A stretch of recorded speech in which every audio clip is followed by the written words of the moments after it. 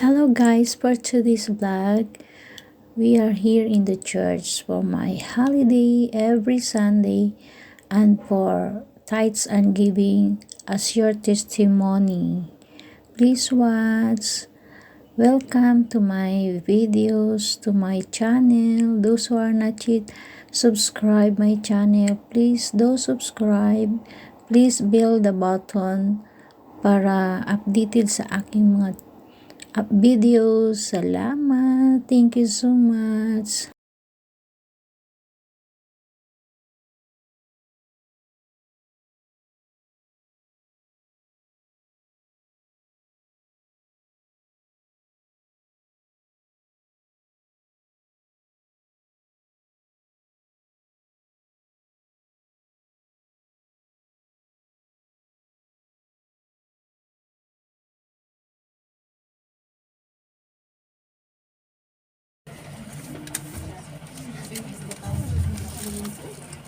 Handa na po ba tayo magbigay sa ating Panginoon? Amen.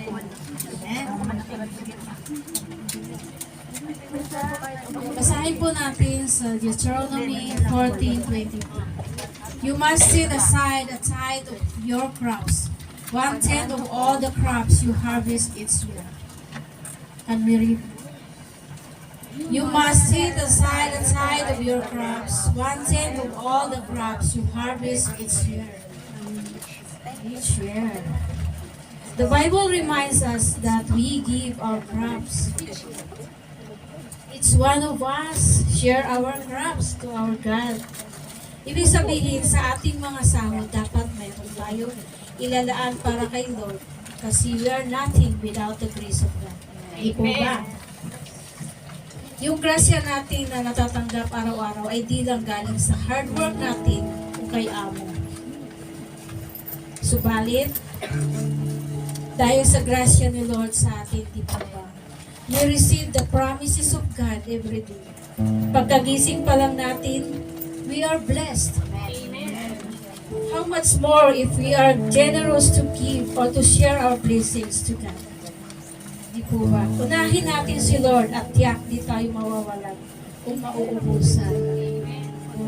Isa po akong patunay sa hindi pa po nakakilala sa atin. Isa po akong single parent. Pero by God's grace, nakapagpatapos ng mga anak. At still kicking. Still, I am blessed. I'm so amazed the blessing that God bestowed on us. Kasi hindi siya nagkukulang, hindi ako kinakapos sa awa ni Lord, sa grasya ni Lord. Tunay nga, napakabuti ng ating Panginoon. Kaya, we share our tithes and offering to God for the glory, for this church, O Lord, for the glory of this church. Malayo pa, pero malayo ng ating nararating sa grasya ni Lord. Amen. Kaya mga kapatid, huwag nating kalimutan ang ating blessing.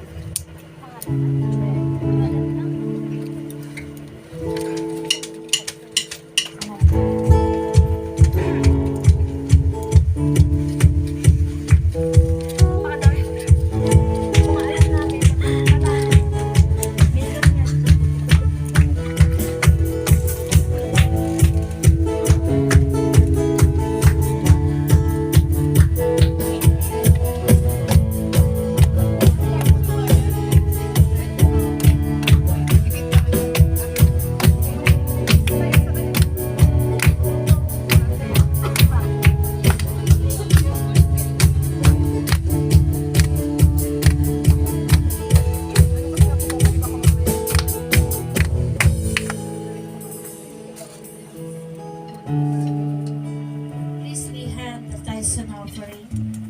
Jehovah Jireh, gracious God, thank you, O Lord God, for providing our needs, O Lord God.